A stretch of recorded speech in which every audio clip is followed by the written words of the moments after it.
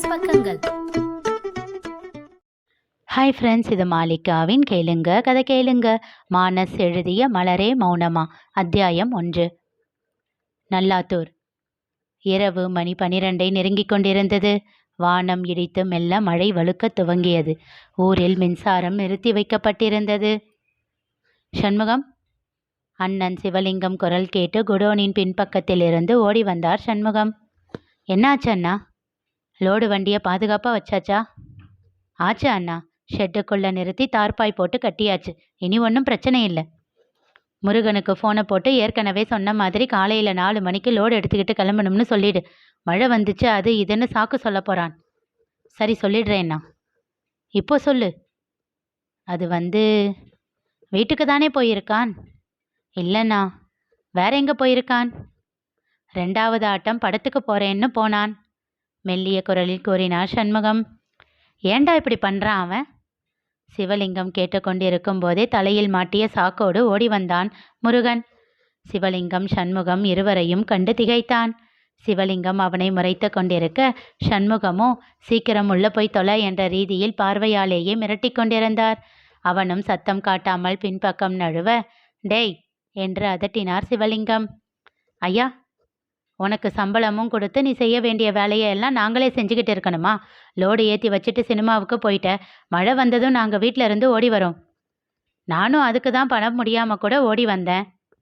அடேங்கப்பா, எவ்வளோ சீக்கிரம் வந்துட்ட? இப்போது கிண்டல் அடித்தது சண்முகம். என்னண்ணா நீங்களுமா? உங்ககிட்ட சொல்லிட்டு தானே போனேன். டேய், அதட்டினார் சிவலிங்கம். ஆமாம், என்ன மிரட்டுங்க. கண்டிக்க வேண்டியவங்களை அப்படியே விட்டுடுங்க. யாரடா சொல்கிற? சண்முகம் கேட்டார். வேற யாரு? உங்கள் வீட்டு மாப்பிள்ளைய தான்.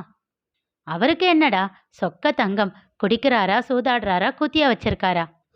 அதெல்லாம் கூட பரவாயில்ல, இது படு மோசம். எது? சண்முகத்திற்கே கோபம் எட்டி பார்த்தது. பொண்டாட்டி பேச்சு எல்லாத்துக்கும் தலையாட்டுறது. சிரித்து விட்டார் சண்முகம். சிவலிங்கத்திற்கும் சிரிப்பு வந்தாலும் அடக்கி கொண்டார். அடே, அதில் உனக்கு என்னடா பிரச்சனை? நாங்களே அவளை வச்சு சமாளிக்க முடியலன்னு தானே அவர் தலையில் கட்டினோம். வேற என்ன பண்ணுவார் பாவம்? சொன்ன பிறகே அண்ணனின் மறப்பை உணர்ந்து வாயை மூடிக்கொண்டார் சண்முகம். திடீர்னு எதுக்கு அவரை பற்றி சொல்கிற? நம்ம மாப்பிள்ளையும் சங்கரி அம்மாவும் படம் பார்த்துக்கிட்டு இருந்தாங்க ஐயா. என்னடா சொல்கிற? இந்நேரத்துக்கா? பதறிவிட்டார் சிவலிங்கம். ஆமாங்க ஐயா, அவங்க கிட்ட பேசிட்டு தான் வரேன். என்ன மாப்பிள்ளை இப்படி புள்ளத்தாச்சி பொண்ண ராத்திரி நேரத்தில் கூட்டிகிட்டு வந்திருக்கீங்கன்னு கேட்டேன். அவதாண்டா தூக்கம் வரல, படத்துக்கு கூட்டிகிட்டு போன்னு சொன்னா, அதான் கூட்டிகிட்டு வந்தேன்னு சாதாரணமாக சொல்கிறாரு. பார்த்தீங்களா அண்ணா, இந்த கழுதைய சொல்கிற பேச்சே கேட்கறது கிடையாது, எல்லாம் பிடிவாதம். இதுக்கு தான் சொன்னேன், 7ஆம் மாதம் முடியறதுக்குள்ளே அவளை நம்ம வீட்டுக்கு கூட்டிகிட்டு வந்துடலாம். அப்பா கண்டிச்சாதான் அடங்குவா அவன்னு. அவள் புருஷனை விட்டு வரமாட்டேன்னு சொல்கிறது எதுக்குன்னு இப்போ தெரியுதா? வெளியில் பெய்து கொண்டிருந்த மழையை பதட்டத்தோடு பார்த்தார் சிவலிங்கம். காரில் தானே வந்திருந்தாங்க? முருகனிடம் கேட்டார். ஆமாங்கய்யா, இல்லைன்னா நான் சும்மா விட்டுட்டு வந்திருப்பேனா? சரி, நீ போய் தூங்கு. ஆட்களிடம் சொல்லிவிட்டு இருவரும் வீட்டிற்கு கிளம்பினர். கண்கள் மூடி யோசனையோடு இருந்தவரிடம், என்ன ஆச்சண்ணா என்றார் சண்முகம். சங்கரி வீட்டுக்கு போ. இந்நேரத்துக்கு எதுக்குண்ணா? தயக்கமாக கேட்டார். ஒரு தடவை அவளை அதட்டுனாதான் அவள் அடங்குவா. அண்ணனின் பேச்சை தவிர்க்க முடியாமல் வெறும் 7 கிலோமீட்டர் தொலைவில் உள்ள கல்பட்டு என்னும் தங்கையின் ஊருக்கு காரை விட்டார் சண்முகம். இவர்களின் கார் அந்த சிறிய ஊரிற்குள் நுழையும் போதே ஒரே கலைபரமாக இருந்தது. விசாரித்ததில் அவர்கள் தலையில் இடியே இறங்கியது. சங்கரியும் அவர் கணவர் வேலுவும் வந்த கார் ஆக்சிடென்ட் ஆகிவிட்டதாக தெரிய அவசரமாக அந்த இடத்திற்கு ஓடினார்கள். ஐயா, வேலுவுக்கு தலையில் பயங்கர அடி, ரத்தம் அதிகமாக போகுது. உடனே டவுன் ஆஸ்பத்திரிக்கு கூட்டிகிட்டு போகணும்னு சொல்கிறாங்க. சங்கரி? அவளுக்கு அதிகமாக காயம் இல்லை, ஆனால் இடுப்பை பிடிச்சிக்கிட்டு இருக்கா சாமி. அவளால் எழுந்திருக்க கூட முடியல. அவளை பிரசவ ஆஸ்பத்திரிக்கு தான் கூட்டிகிட்டு போகணும்னு நினைக்கிறேன். சண்முகம், நீ மாப்பிள்ளை கூட டவுன் ஆஸ்பத்திரிக்கு போ. நான் சங்கரியை நம்மூர் ஆஸ்பத்திரிக்கு கூட்டிகிட்டு போகிறேன். சில மணி நேரத்திற்கு பிறகு, ஐயா, வேற வழி இல்லை. ஆபரேஷன் செஞ்சு பிள்ளையை எடுக்கணும், இல்லைனா 2 உசுருக்குமே ஆபத்து. குழந்தை குறைப்பிரசவம்தான், ஆனால் ஓரளவுக்கு நல்ல வளர்ச்சியோடு தான் இருக்குது. பயப்படாதீங்க. சரிம்மா, அப்போ பண்ணிடுங்க. சிஸ்டர், ஐயா கிட்ட கையெழுத்து வாங்கிக்கோ.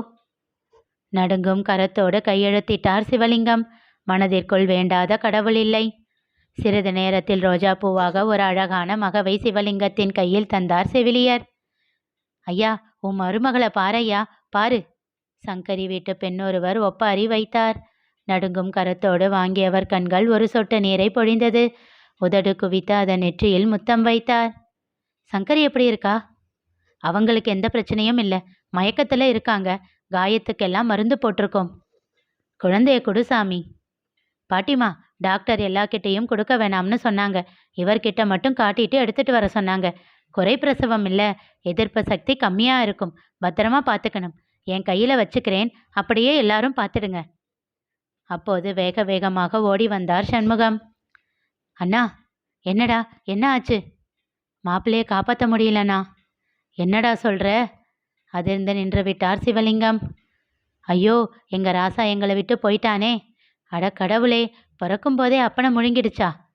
அதை கேட்டு திகைத்தார் அந்த செவிலியர். என்னம்மா இப்படி பேசுறீங்க? வேற எப்படிமா பேசுறது? சிங்கக்குட்டி மாதிரி இருப்பான் எங்க வேலு. அல்ப ஆயுசுல போக வச்சிடுச்சே அவன் பொண்ணு. இந்த பச்சை குழந்தை என்னம்மா பண்ணுச்சு? சிஸ்டர், அதட்டலாக வந்தது சிவலிங்கத்தின் குரல். என் மருமகளை உள்ள தூக்கிட்டு போங்க. அவளை யார்கிட்டையும் காட்ட வேண்டாம். யாராவது ஏதாவது வாயை திறக்கட்டும், அப்புறம் பேசுறதுக்கு வாய் இருக்காது. அவர் கர்ஜனையில் அங்கே மயான அமைதி நிலவியது. அந்த குழந்தையின் அழுகை மட்டுமே கேட்டுக்கொண்டு இருந்தது. நர்ஸ் குழந்தையை எடுத்து கொண்டு செல்ல தங்கை கணவரின் நிலை அத்தனையும் மறந்து அந்த சிறு மொட்டையை பார்த்து கொண்டிருந்தார் சிவலிங்கம். 24 வருடங்கள் கழித்து அதே மருத்துவமனை. செவிலியர் வந்து அவரிடம் கையெழுத்து வாங்கி கொண்டு சென்றார். மனதில் அதே படபடப்போடு காத்து கொண்டிருந்தார் சிவலிங்கம். அவர் செல்போன் ஒலித்தது. சொல்லுமா, எங்க இருக்க? வா, ஒன்றும் பிரச்சனை இல்லை. ஆமா, பிரசவ வழிதானாம். நார்மல் டெலிவரி ஆகிடும்னு சொல்லியிருக்காங்க, பயப்படாத. சிறிது நேரத்தில் அங்கு வந்து சேர்ந்தார் அவர் மனைவி தங்கமணி மற்றும் சண்முகத்தின் மனைவி அமுதா. என்னங்க, இன்னும் எதுவும் சொல்லலையா? அக்கா, பொறுமையா இருங்க. இது என்ன ஆப்ரேஷனா? சட்டுன்னு அறுத்து குழந்தைய எடுக்க. டாக்டரே நார்மல் டெலிவரி ஆகும்னு தானே சொல்லியிருக்காங்க, அவசரப்படாதீங்க என்றார் அமுதா.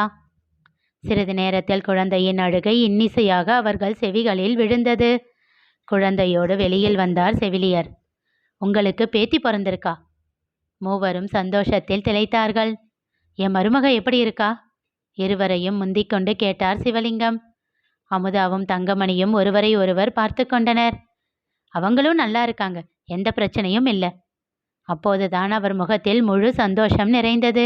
குழந்தையை வாங்க கையை நீட்டினார். உங்க மருமக உங்ககிட்ட முதல்ல குழந்தைய கொடுக்க வேண்டாம்னு சொன்னாங்க, தயங்கியபடியே கூறினார் அவர். இவளுக்கு திமிர் கூடி போச்சுடி. இவர் கையில கொடுக்க கூடாதாமா? அவளையே இவர் தான் முதல்ல கையில வாங்கினாரு. இப்போ அவ பிள்ளைய என் புருஷன் வாங்கக்கூடாதா?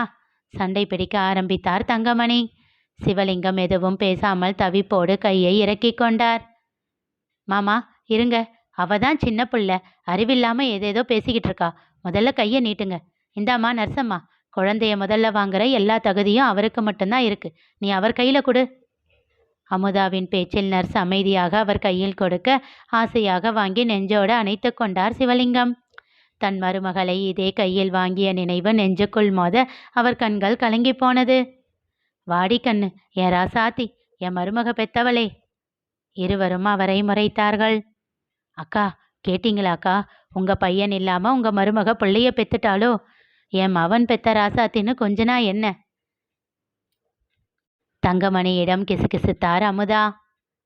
தங்கமணியும் அமுதாவும் குழந்தையை கொஞ்சியபடி அதனை தூக்கி கொண்டு உள்ளே சென்றனர். சோர்வாக படுத்திருந்தவள் வந்தவர்களை பார்த்து புன்னகைத்தாள். என்ன அத்தைஸ், உங்க பேத்தி என்ன சொல்றா? கண்கள் சிமிட்டி சிரித்தபடி கேட்டாள். சொன்னா எங்க அம்மா மலரு ஒரு திமிர் பிடிச்சவ, அவளை கசக்கி குப்பையில போடுங்கன்னு சொன்னா. இனி நிகழப்போவது என்ன தெரிந்து கொள்ள தொடர்ந்து கேளுங்க. கதை கேளுங்க. மீண்டும் சந்திப்போம்.